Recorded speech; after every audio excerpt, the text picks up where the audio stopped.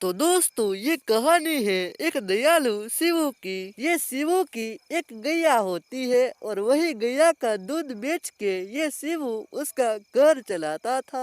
एक दिन की बात है जब ये शिवू सुबह होने के बाद भी सो ही रहा था। शिवू को सोता हुआ देखने के बाद उसकी पत्नी उसको जगाने के लिए जाती है।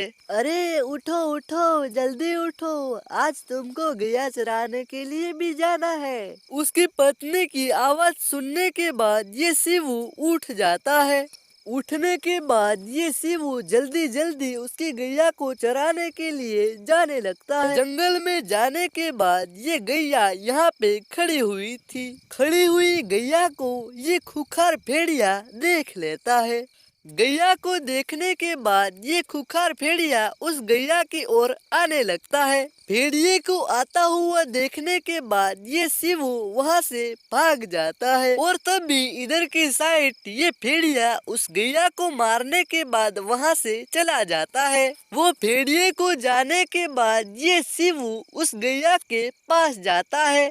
पास जाकर देखता है तो ये शिवू की गैया को वो भेड़िए ने मार ही दिया था। उसकी गैया को मरी हुई देखने के बाद ये शिवू बहुत ही ज्यादा दुखी होके रोने लगता है और बोलता है कि अरे भगवान, तूने मेरे साथ ही ऐसा क्यों किया? अब मैं मेरा घर कैसे चलाऊंगा? ये शिवू को इतना ज्यादा दुखी होते हुए ये जादुई चिड़िया देख लेती है। ये शिवू को इतना ज्यादा दुखी होते हुए देखने के बाद ये जादुई चिड़िया उसके पास जाती है और बोलती है कि अरे शिवू, अब इतना ज्यादा दुखी मत हो, आपको दुखी होने की जरूरत नहीं है। ये बोलती हुई चिड़िया को देखने के बाद ये शिवू चौंक जाता है और बोलता है कि लेकिन पहले मुझे ये बताओ कि आप तो एक चिड़िया हो तो फिर बोल कैसे सकती हो? अरे शिवू, मैं एक जादुई चिड़िया हूँ और मैं आपकी मदद करने के लिए यहाँ पर आई हूँ।